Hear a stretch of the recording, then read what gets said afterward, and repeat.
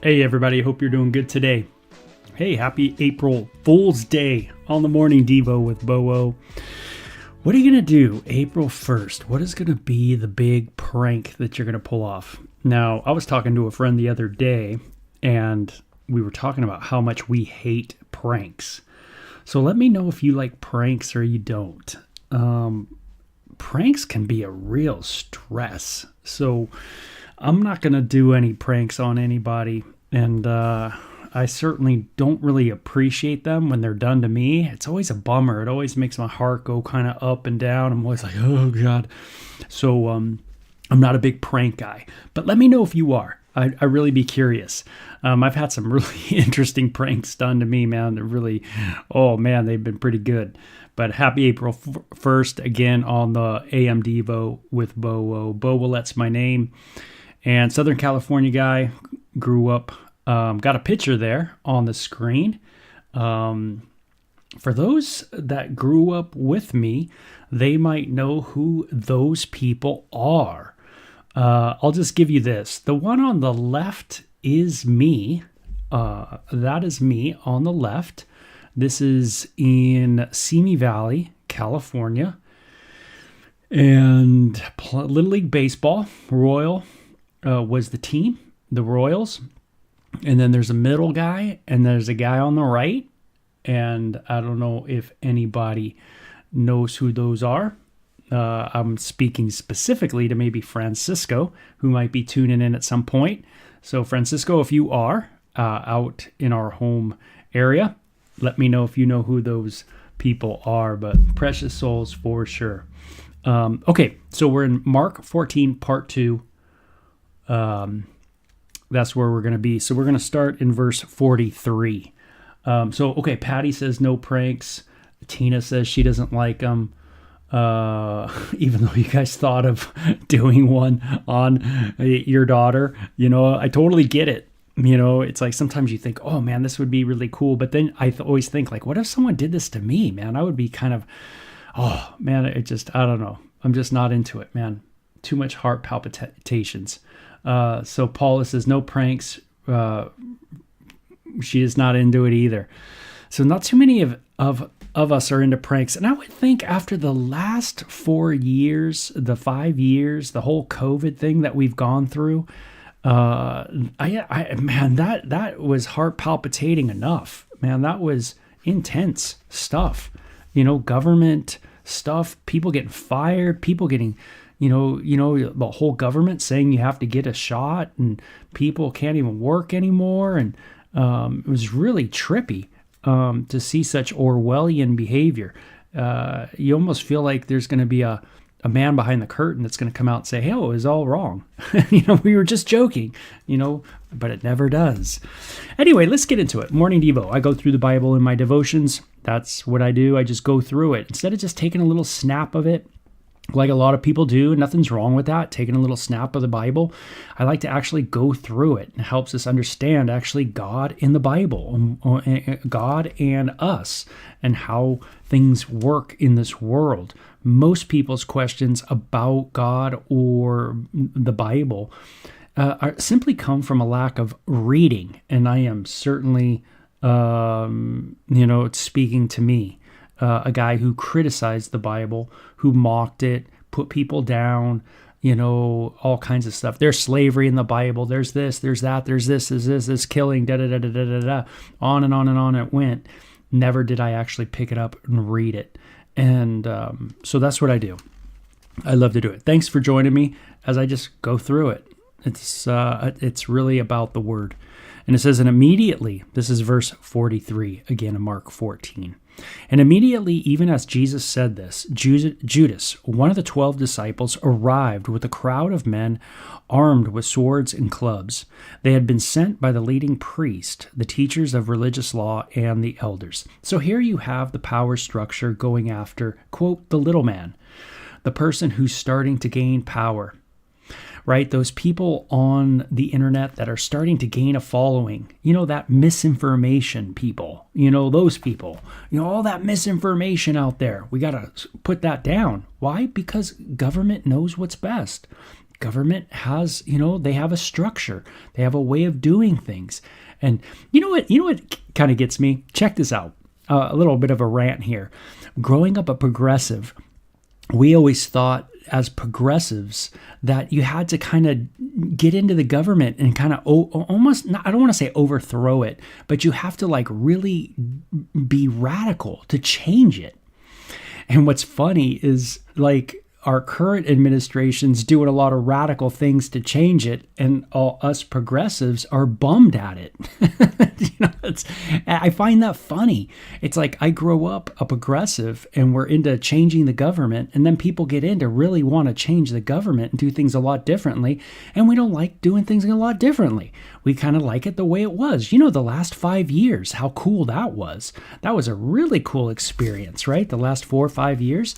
I mean, let's do it like that again, where the government kind of has this power structure that is in control of all the social media platforms, and where they really tell you what's right and what's wrong, and what's really good for your body and what's not good for your body. And let's go that route. It's like, I mean, talk about anti-progressive, right? But yet, I think by now people know that the parties have switched.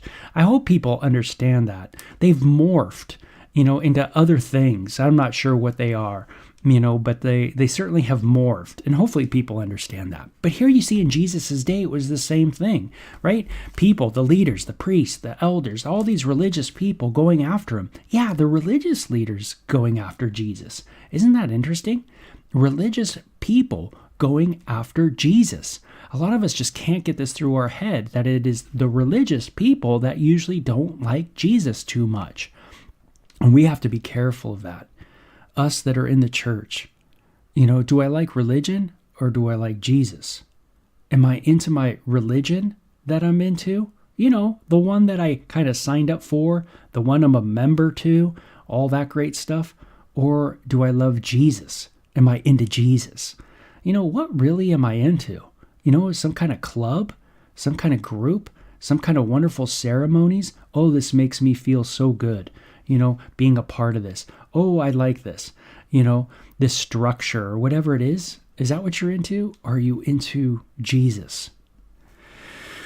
And it says, the traitor Judas had given them a prearranged signal. You will know which one to arrest. I will greet him with a kiss, and then you can take him away under guard. As soon as they arrived, Judas walked up to Jesus, Rabbi, and he exclaimed and gave him a kiss. Then one of the others grabbed Jesus and arrested him. But one of the men with Jesus pulled out a sword and struck the high priest's slave, slashing off his ear. Okay, so chaos ensues. Judas says, hey, I'm going to give you guys a sign. I'll go up to him. I'll call him rabbi, teacher, and I'll give him a kiss. Betrayed with a kiss. So many movies are based off this idea, right? It's the inner circle betrayal. The one that is closest, the one that is there, the one that, comes to you with such terms of endearment. But yet, in the back, there's this plot. Am I the type of person that would betray someone with a kiss? Am I the type of person that would say, oh, you're so cool, and kind of flatter, and then all the while in the back be talking bad? Am I the person that before them I smile and, I want to be part of the inner circle, but when I'm not around that person, I speak ill of them? Am I a Judas? Are you a Judas? This is a tough question. Nobody wants to be a Judas. But I think, when I just think about it a little bit, I go, man, I see that quality in me. I see that temptation in me. Do I tend to complain about people when I'm not around them? Judas had a lot going through his mind. He was around Jesus. He saw Jesus's ministry. He heard him speak. He walked away from it, though. There was something in his mind. Oh, he's not doing it my way. He doesn't do it this way. He's not this. He's not that. You know, the minister is never really doing it your way. You know, the pastor just can't seem to appease you. And so you tend to criticize, put down. But oh, you would love to hang with them. Oh, you would love to hang with them. You know, the crew, the inner circle. But then it's always a sharp critique. Can today be a day where we just not criticize?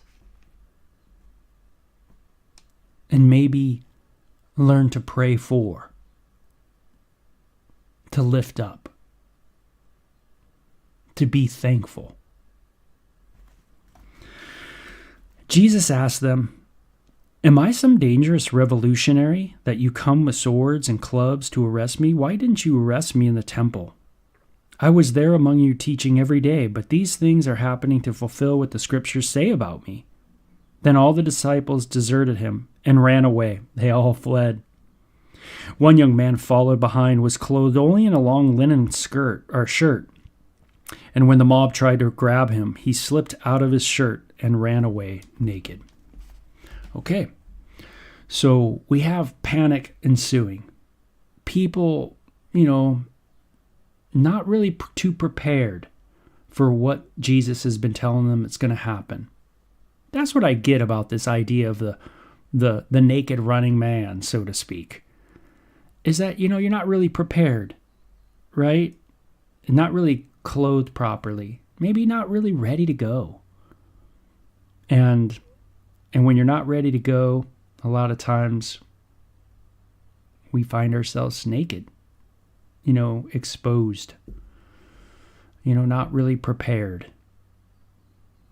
And that's never a good thing, right? Never a good feeling to have that kind of vulnerability. We want to be prepared. It's like when I was in North Dakota one day, and I was in my shell-toe Adidas, my Dickie pants, my nose ring flowing, and the truck went off the road into the snow ditch. Yeah, snow ditch, when it was like 25 below zero. I was not prepared. I was not prepared for what environment we were in. Even though I was warned, it's cold out. The wind chill is bringing it down, way cold. You can't go outside without your mouth freezing. It's dangerous. It can be deadly. When that truck went over, and I got out of that truck to help get us out of the ditch, I wasn't much help. Not in shell-toe Adidas, not in Dickie pants, and, not in a Fresh Jive shirt. So it didn't work too well. I looked like I was ready to go to a rave, not so much ready for North Dakota when it's 25 below zero. Oh, man. And so we see that this person was not prepared, and so they were vulnerable. And Jesus says, "Hey, I was with you guys, and you guys never arrested me. But this is to fulfill the scriptures." See, the entire scriptures talk about this Messiah that would come, but that would be rejected. That Yahweh would continue to be rejected, just as he was rejected all throughout the Old Testament. That there would be a continuation of his rejection, even though his strong arm, right, his extension would literally come to the planet. And he would make that way to walk in the midst of the people. And it says, they took Jesus to the high priest home where the leading priests, the elders, and the teachers of the religious law had gathered. Hey, it sounds like a cabinet meeting, a court. It says, meanwhile, Peter followed with the distance and went right into the high priest's courtyard. There sat with the guards, warming himself by the fire. So Peter gets close, but not too close. Sometimes we're like that too. Do I want to follow Jesus all the way? or am I at a safe distance? Oh, that cuts to the heart, don't it? Am I a safe distance, or do I really follow Jesus all the way? Inside, the leading priest and the entire council were trying to find evidence against Jesus so they could put him to death. But they couldn't find any. They're trying to conjure up, right, some kind of evidence. And it says, many false witnesses spoke out against him, but they contradicted each other. Finally, some men stood up and gave this false testimony. We heard him say, I will destroy this temple made with human hands, and in 3 days I will build another made without human hands. But even then, they didn't get their stories straight. Everybody's trying to share something about Jesus that would convict him in this religious court. Everybody's, kind of ecstatic to get him to get on the right side of the government. Can I get on the right side of the culture? And you don't want to go against, especially when they're going to want to crucify someone, want to kill someone. Hey, if I link myself up with the accused, I too might be put on trial. I too might be vulnerable. You could see how power can really affect us and really, really keep our mouths shut instead of maybe walking boldly like Jesus did. And it says, then the high priest stood up before the others and asked Jesus, well, aren't you going to answer these charges? What do you have to say to yourself? But Jesus was silent and made no reply. Then the high priest asked him, are you the Messiah, the Son of the Blessed One? And Jesus' silence was even, I think, an act of fulfillment. In reading the Old Testament, there was some passages I remember reading that talked about this silence of God. You want me to respond to you? No way, man. Because there is a silence now between you and me. I'm not here to appease you. God's not here to appease me. That's a wrong idea of God. Of course, growing up in California, I made up my own God at some point. My God was cool. He was this. He was that. He was like me. My God never was mad at me, never was upset, never thought I did anything wrong. My God was just, he was just a made up thing in my brain. It was a image that I've made in my mind. And that's what I called spirituality. Something I made up. That might be a harsh reality to a lot of people out there that love to think that they're spiritual, when really what you're doing is you're just making up things.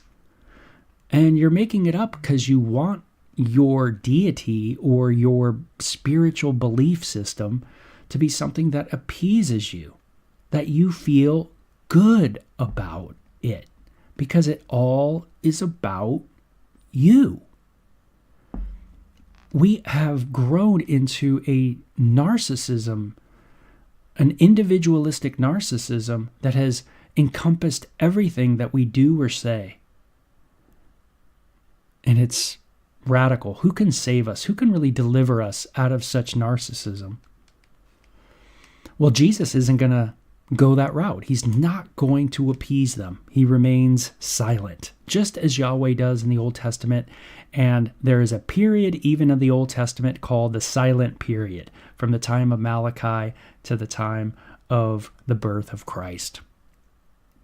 So it says, then the high priest stood up before the others and asked, well, aren't you going to answer, right? And Jesus was silent and made no reply. And then the high priest asked him, are you the Messiah, the Son of the Blessed One? And Jesus said, I am. He replies by saying, I am. The I am, Moses' days, I am, the I am that I am. Jesus continues to use this kind of idea, I am. The I am phrase, the I am title. And he says, and you will see the Son of Man seated in the place of power on God's right hand and coming on the clouds of heaven. Ooh, sounds pretty radical. Sounds very Daniel chapter 7 like. This whole throne room, this whole throne of God. So Jesus answers in the affirmative. Yes, I am. I am. I am the extension. I am the arm of the Lord. I am the one who was born in Bethlehem. I am the one who would minister in Galilee in the regions and would minister to the Gentiles. And his name would be called in Zechariah Jesus. And he would be a descendant of David and Judah. And he would come to destroy the work of Satan. And he would be cut off, executed, crucified. This is all spoken of in the Old Testament. And Jesus is in the affirmative. Yep. Then the high priest tore his clothes to show his horror and said, "Why do we need other witnesses? We have heard this blasphemy. What is your verdict?" "Guilty," they all cried. "He deserves to die." Then some of them began to spit at him, and they blindfolded him and beat him with their fist. "Prophesy to us," they jeered, and the guards slapped him as they took him away. So sad, right? I have been a part, or let me say it this way, I have taken part. That's a good way to say it. I have taken part in actions that have beat up a person, that have hurt people. I personally have taken action in mob mentality. Hitting someone, trying to kick people, that kind of thing.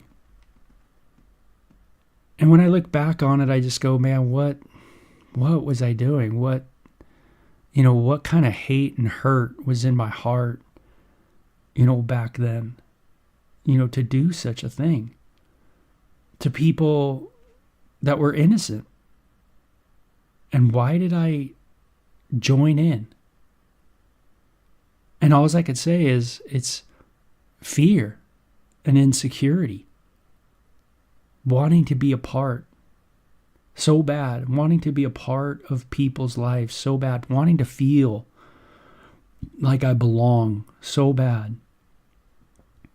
That I would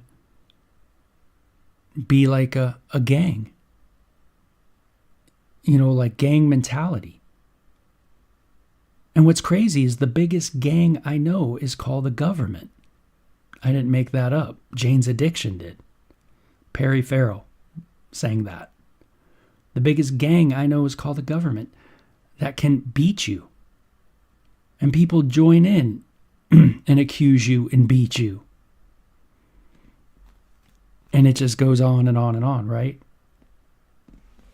Yeah, man, what a disgusting heart.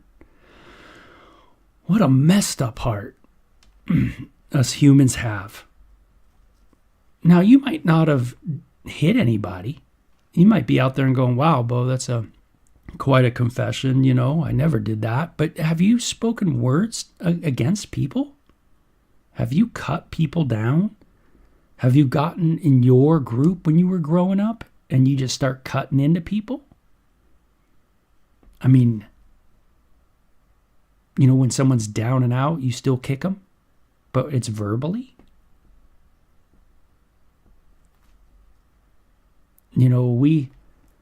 We tend to condemn those that are innocent, and we tend to exalt those that are guilty. And man, that's what's going on here. Meanwhile, Peter was in the courtyard below.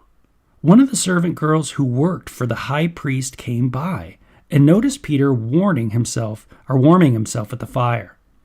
She looked at him closely and said, "You were one of those with Jesus of Nazareth." But Peter denied it. "I don't know what you're talking about," he said, and he went out into the entryway just as the rooster crowed.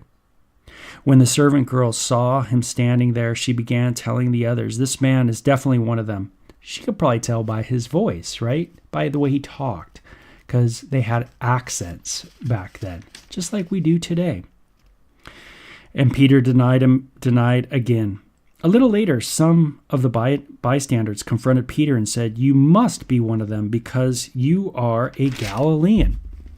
Peter swore, "A curse on me if I'm lying. I don't know this man you're talking about." And immediately the rooster crowed the second time. Suddenly Jesus' words flashed through Peter's mind: "Before the rooster crows twice, you will deny me 3 times, and you won't even know me, that you don't even know me." And he broke down and wept. Okay, so Peter gets so freaked out that he becomes irrational. He starts cussing, starts swearing, And, I think we could see a lot of us in Peter too, where there's so much fear of death, so much fear of dying, that you will do anything. You will say anything not to go that direction, not to go through the shame. I won't confess my sin. I'll say anything else, but I won't confess. Even to the point of swearing. Peter cussing, right? Whatever he said, right? But he could see he's so caught up in that emotional turmoil. There's something he's so afraid of that and this is how we are, where we're so afraid of something that we will do everything to prevent going there. And it might just be something in self. Some people don't want to be wrong so bad. They don't want to feel like they're wrong. They don't want to believe that they're wrong so bad that they will fight against it and fight against it and fight against it over and over and over. Instead of just, what they're afraid of is coming to an admission of needing God, of needing salvation. That to them, that is failure. That is something they can't go down. They can't go down that road. Their self-image is based on their achievement. That's how they live. So I can't admit failure because everything, all my self-image and worth and value is based on me achieving, is being something. So I can't show my weakness. I can't be a failure. And that's why you can't enter the kingdom of God. Because we must come humbly. We must admit that we have broken the laws of God. And that we are a mess. And that the species is a mess.